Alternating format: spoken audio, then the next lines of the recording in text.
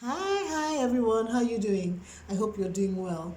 Welcome to my channel, A League of Inspirational Women, and I'm doing this series which I call Divorced and Loving Life because I've been divorced and I'm doing my best to love life, right?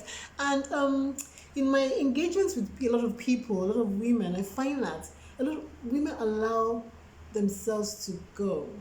They lose themselves while going through divorce, separation, widowhood, or being single mothers. And then they find it so difficult to love themselves.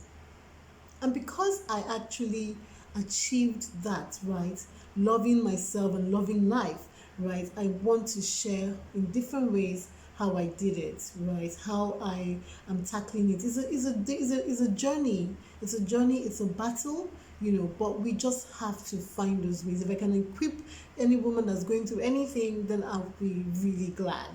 And so I was having a discussion with a lady the other day who's also going through a divorce, right? And, she's quite an intelligent woman, beautiful, intelligent, and also she has kids. But she is not sure of who she is. She's not sure of her abilities in the workplace any longer because of her experience. And so, in my discussions with her, I just thought to myself, if one woman is going through this, and if I went through it as well, that means there are others who are out there who are going through this. And why don't I just share how to tackle your inner critic?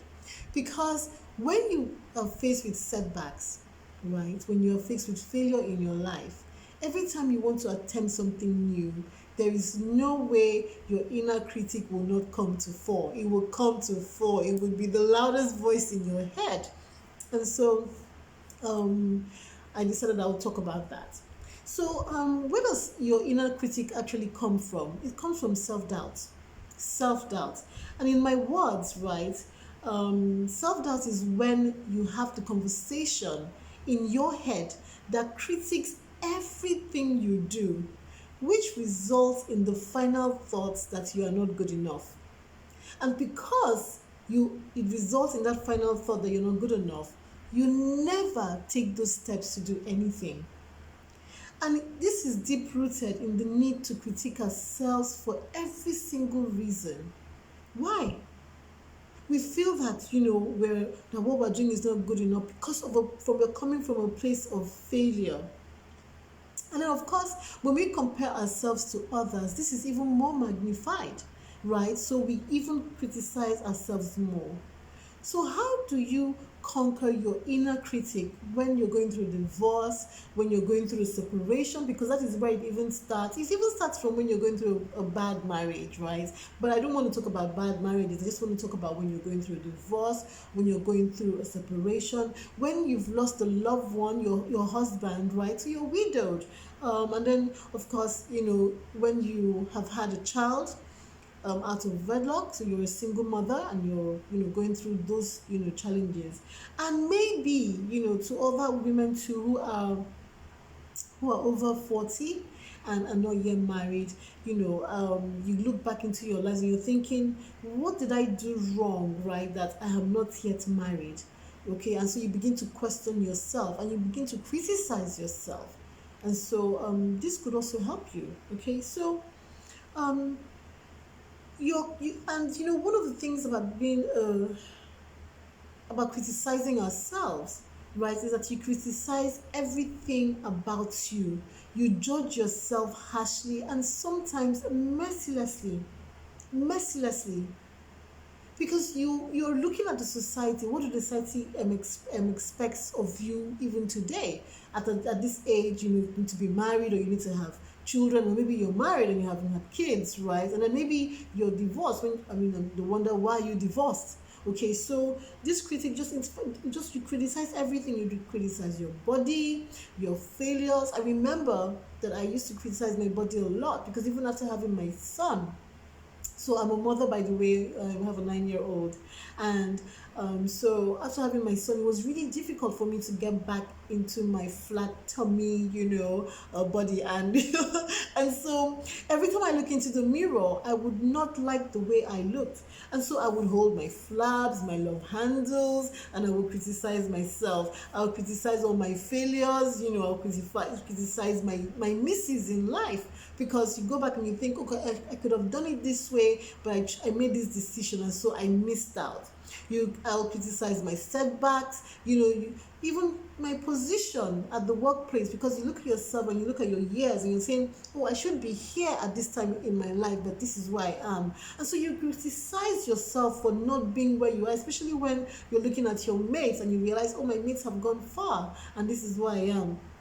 You criticize the place that you live, so you see your friends living in really amazing places, and this is where you're living, because when you're going through separation and divorce, if you don't have a lot of money set aside, what happens is that you have to manage. So even though you have a certain standard in life for yourself, your income cannot meet that. So what you have to do is to adjust, right? And most times you find yourself adjusting to lower, just so that you can manage, because now you're doing almost everything on your own, right? So you even criticize where you live, because you believe you should live somewhere much better.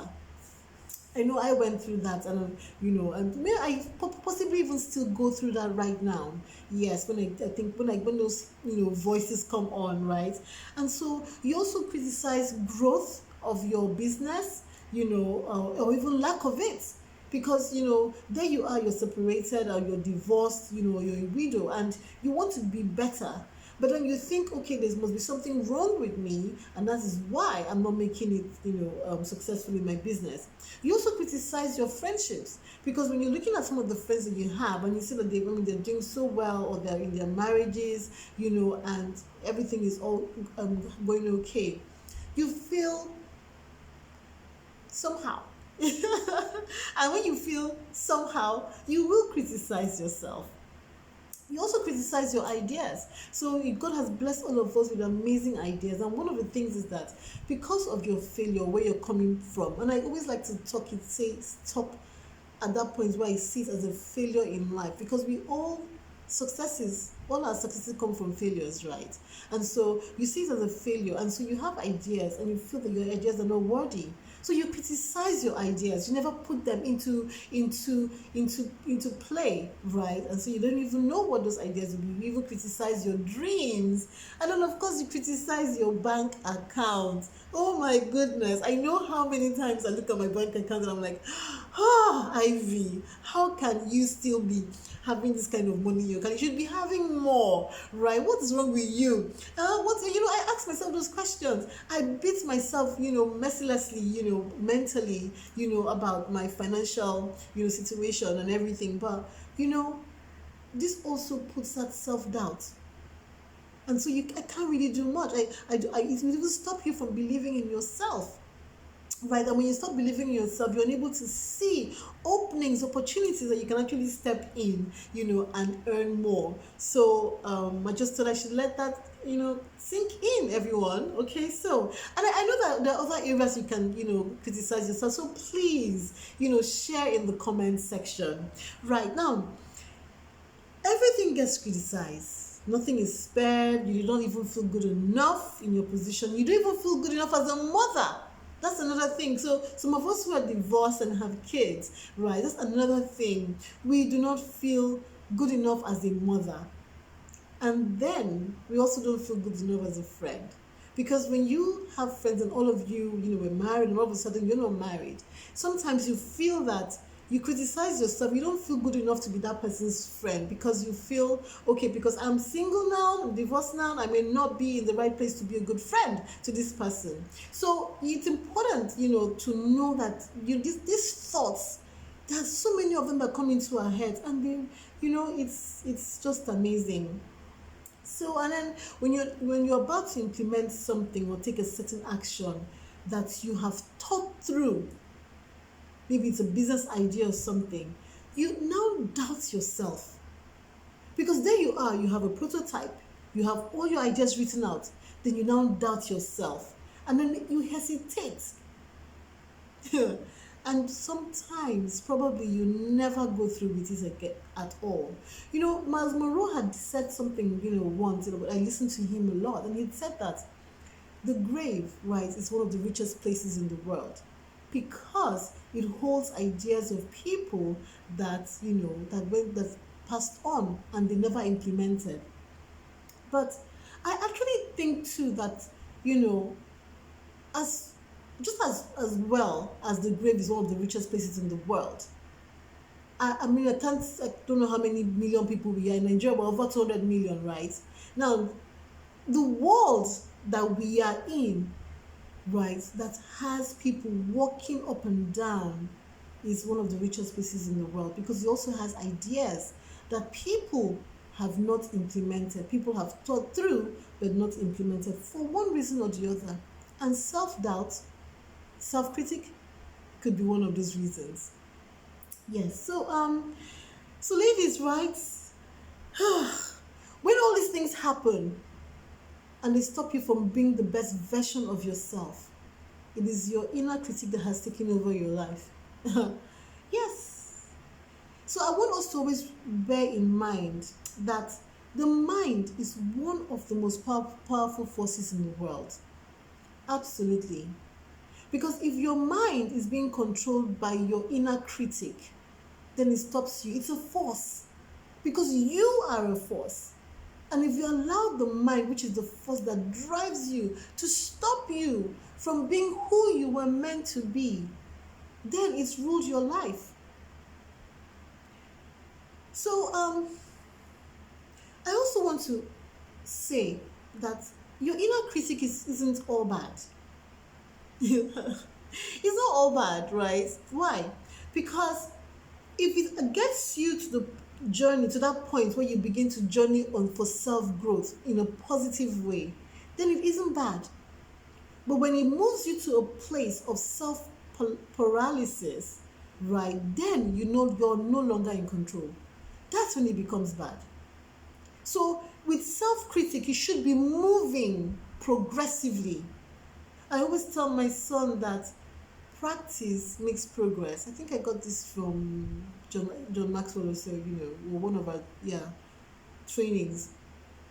Practice makes progress. And so that means that progression is important in life. It's positive. And I believe that self-growth, right, when you're taking out steps to actualize self-growth, it's a progressive action you're taking. So that means that if you implement your ideas or you take steps to do something that you want to do, even while you are going through self-doubt and self-critic, it's progressive, it's a progression for you. But if you're not, it's just self-paralysis. In fact, that's exactly where you are. It's like you have a car and you go into the neutral gear.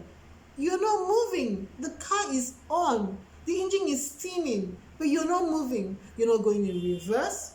You're not driving forward. So what are you doing? You're just in the same spot, burning fuel and doing nothing. So, what do you need to do to tackle your inner critic? I'm going to share some things that I have tried personally, right? I wrote a book. My book, I called it A Bouquet from the Flames, and it's a journey about a woman, me, how I was able to, achieve self-healing and also pursue purpose in life. So, number one, set the intention to take control of your mind. Very important. It starts with intention. What do you intend to do? What do I want to do? You've got to be deliberate about it. So you find that you access where you are, I'm here. Now the next thing is to set intention. So that intention to do what? Take control of your mind. You have to have a goal. Look, when you want to take control of your mind, it's a battle. Joyce Meyer wrote in her book that the mind is a battlefield. And I believe very strongly about that. So it's important that sorry about that interruption. So Joyce Meyer had said that the mind is a battlefield, right? And it's so important. I believe in that like 120%. Because the battle is won and fought in your mind. People say, the wise, they say, if you think you cannot, then really that's the truth. You cannot. But if you think you can, then really you can. So your mind, whatever you think is the truth, even the Bible says that as a man thinks in his heart, so is he. So when I was writing my book, I was really if you read my book, A Bouquet from the Flames, it's so important that you understand that what I write and what I say about the mind, it's so powerful. And I actually believe that you can take control of your mind and rule your life, right? So the first thing, like I said, is set the intention to take control of your mind. The second one is study and understand your thinking patterns and the triggers, okay? So when you have set that intention, you also want to study your think and understand your thinking patterns, because there's a way you think, and that is a pattern. There's also something that things that happen that actually trigger those thoughts, those criticizing thoughts. So what are those things? And I'm a big um I don't know what word to use now, but I'm a big believer that it's important to write down your thoughts. So when I say write down, I mean download. Download what you have here on paper. If you want to type it, fine. So I don't really like writing much, but I write. Right, but I know that some people were not in the new technology typing. Why should I write with paper? Oh, that's fine. You can type it. All I know is that you need to be downloading what's here down, because the mind gets so filled up and you can't even control what you're thinking. So, and you can't even see.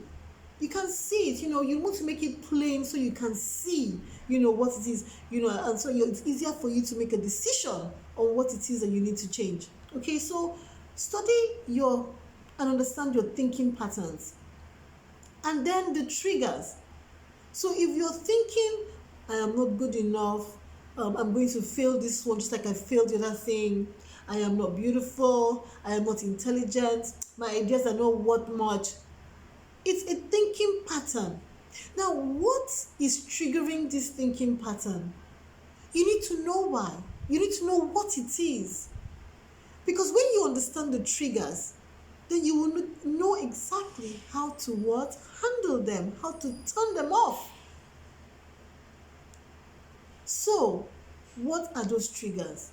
Is it a situation, an environment? Is it when you're sitting down with people and you're talking? Is it when you go to the office and you're seeing, other people are being, promoted or given more assignments, and then you're not? Is it when you're back home in your family, you guys are sitting down, you're having a conversation, you're seeing everyone is talking about all the fantastic things they're doing, and you're not? Or is it when you are with friends, right, and everyone is with their own kids or family, you see them with their husbands and stuff, and you are not? What are the triggers? Could it also be when you're sitting down alone? You could just be sitting down, all these things are not there in your house, and then thoughts begin to fly into your head, right? Because we think a lot. So what are those triggers? You need to identify them. This is an exercise that I think is so important that you carry out for yourself. It's important, yeah. Okay, so now after you have studied and understood your thinking patterns, you now know the triggers. What is the next thing you need to do? You want to overhaul that thinking pattern. Because guess what? The voices never really go, but you can drown those voices of critic. Yes, they never really go, because even after so many years, after years, right, I've written a book, I coach, I train, I speak to women, I'm a mentor, I still hear those voices. So they never really go. They're just waiting somewhere for the perfect opportunity to come in, and just upset your calm. So how do you overhaul How do you overhaul them? Um, so I even shared this in my book. The first thing I taught and I practiced it is so important is, again, you need to have a sheet of paper. So if you have an A4 paper, for example, you can divide it into two equal parts. And on the first side, on the left side, download every negative critic voice word that you hear in your head. Download it. I am this, I am not beautiful, I am not worthy, I am not valuable, I can't come up with fantastic ideas, my ideas are not good enough, I'm not a good mother, I'm not a good friend. Download it all on the left hand side. Everything.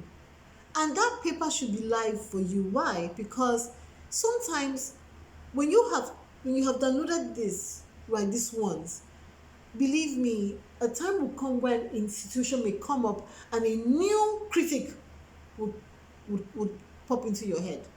So on the left hand side, write it all down.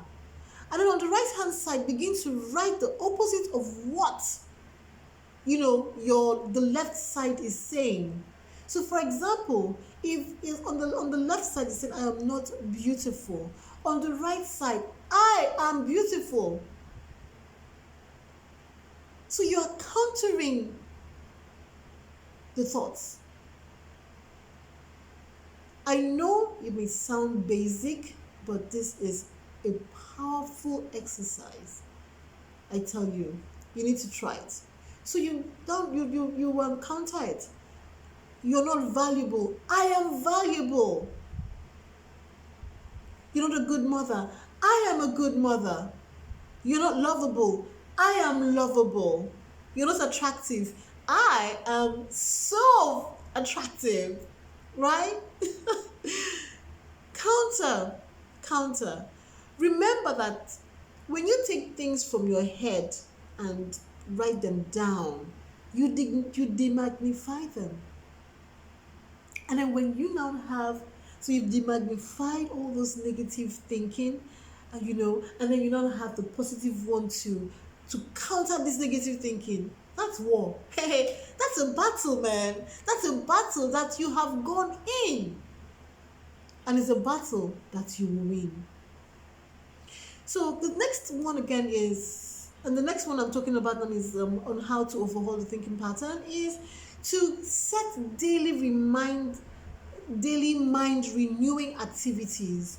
So I'm a Christian. I believe in the Lord Jesus, right? And I would always say that the word is also a powerful life tool for me, the Bible. And in the course of my separation, my divorce, one of the things that I got from the Bible, it was in Romans. I'm trying to remember which of the. I'm not very good at memorizing verses. I just take the word, right? So yeah, and so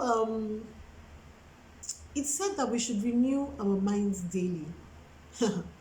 Renew your mind daily. It's an instruction. That's an instructive word, because God understood why He put that word in in the Bible. Renew your minds daily. So when I got that during my own journey, right, I decided to set daily mind renewing activities. So that means that those positive words of affirmation that I had used to counter the negative words of affirmation that even I saw them as affirmations, and I also saw them as declarations. I have my declarations as well, where I declare over me. I declare that you are for signs and wonders.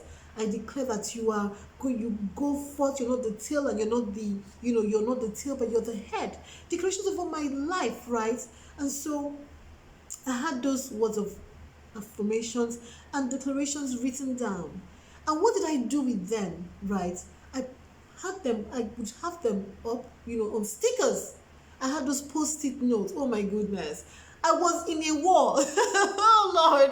When I think back, right, I'm sure my son would have thought, my God, my mom must really be, but he will come and he will read some of them. He will read them.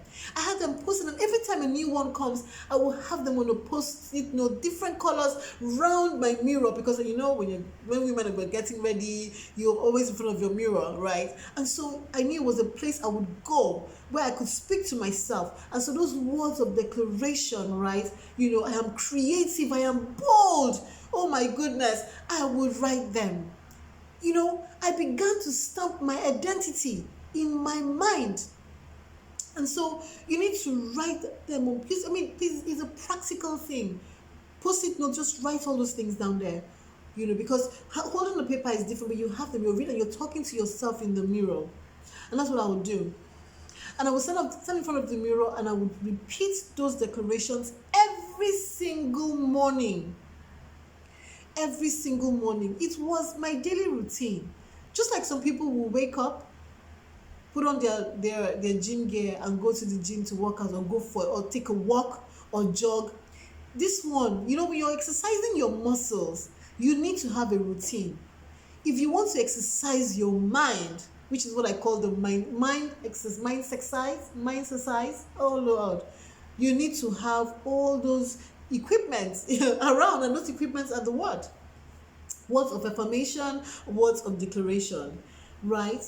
And then as you're doing that in the morning, you're speaking to yourself and you're declaring and you're affirming on yourself.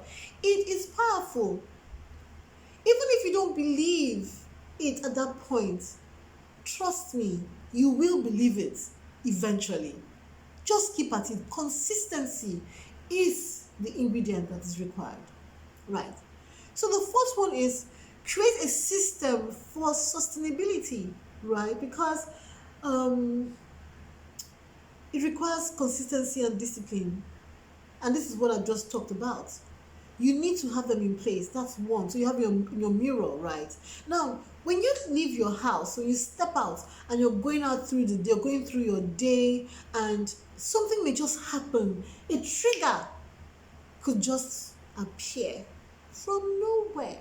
Hey, I also had my own written on papers that I will carry in my wallet, in my handbag, inside my wallet, and I will pull out to remind myself. Because when you leave the comfort of your home, right, you're on the road, something will just happen. Something will happen that will just set you on some mental journey that you don't want to go, right? Because you're fighting for your mind. So you must have your battle axe, you must have your knife, your spear, your shield, you must have everything, your helmet, you must have it all. You must have it all with you as you go out. Don't leave it behind, because you never know which of the ammunitions you need to, win the battle for that day. Yeah. And so I did that. I was really intentional. I was very, very strategic as well, because I knew that if I did not carry out these activities, this mind winning activities, I would lose out, and I won't be here today. I wouldn't be having this conversation with you today. Yes. So the fifth one is focus on the things that you can fix in you. You see, the only thing that you can control in life is yourself. You don't even control when you die. You don't even control anything. To be honest with you, the only thing you can control is yourself, right? And so when you are looking at yourself and you're listening to the words of affirmations that you're telling yourself every single day, from that data, right, has the opportunities for learnings, opportunities for growth, which you need to seize. Okay, so when you pick those things out, what do? Just begin to fix yourself. So what do I need? What you have to ask yourself those questions. So these are the things that I know I hear about me, that I criticize myself about. And so this is, telling myself that my ideas are great. I'm telling myself that I'm valuable. Now, what must I do to ensure that I really become valuable, right? Because you want to walk the talk. It's fixing you. So you have self-development, opportunities that you must seize. You have mentorship opportunities. You get a coach. Even as I was going through mine, I got a coach, right? I got a coach. I got someone to help me. Right? An amazing lady, BC. So why wouldn't you? Because you cannot walk alone. You need help. You need support. So you need support in that your growth area. Please seek it out. Do your research and make sure that you focus on it. And then also while you're trying to fix the things that you realize you are not good at, that would hinder your growth or you walking into that place of purpose. Another thing that's so important, which we always fail to do, is to look at the things that we do well and focus on them. There's a book I read a few years, many years ago, not a few years. I love to read, right? And I think I borrowed that book out to someone. And so I think I need to find it again too because there's a lot in that book. But the title of the book was Play to Your Strengths and then you manage your weaknesses. Do you see? Play to your strengths, manage your weaknesses, right? So where should your focus be? Your focus should be on your strengths because that's what propels you. Play to them. What are your strengths? You can't play to your strengths if you don't even know what they are. I often tell people that I talk to and coach and mentor that you must carry out your SWOT on yourself. What are your strengths? And what are your weaknesses? There's nothing wrong in you knowing that. In fact, you must know them. Write them down. And then from there, you can because your SWOT and your weaknesses help you to know how best you can, handle or, execute your interests so you can achieve your purpose.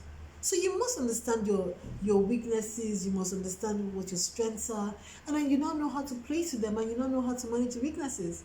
If you don't know them, it's about time that you started to know them. And then what about your opportunities and threats? Very important as well. So while you are where you are, what are the opportunities I can step into? You need to articulate them. And then what are your threats? Now, threats for me, I think threats are very important because they allow you to find out ways to mitigate. It also puts you in that place where you are aware that something could go wrong, right? And so, what can I do about it? It's a holistic thinking that I think that can be managed, and it can be a lifestyle.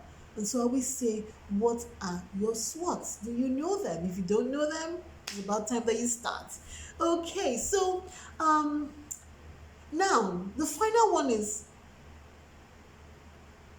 you're playing to your strengths, so you're focused on your strengths, you're also managing your weaknesses, right?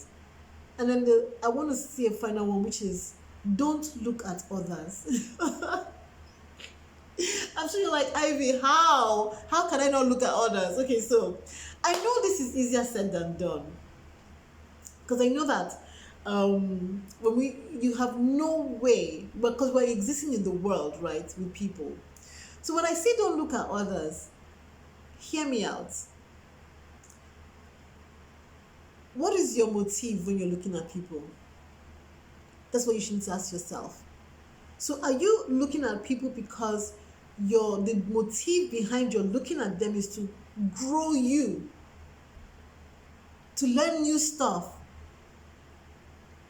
to get better ways of doing things so that you can practice and then become better?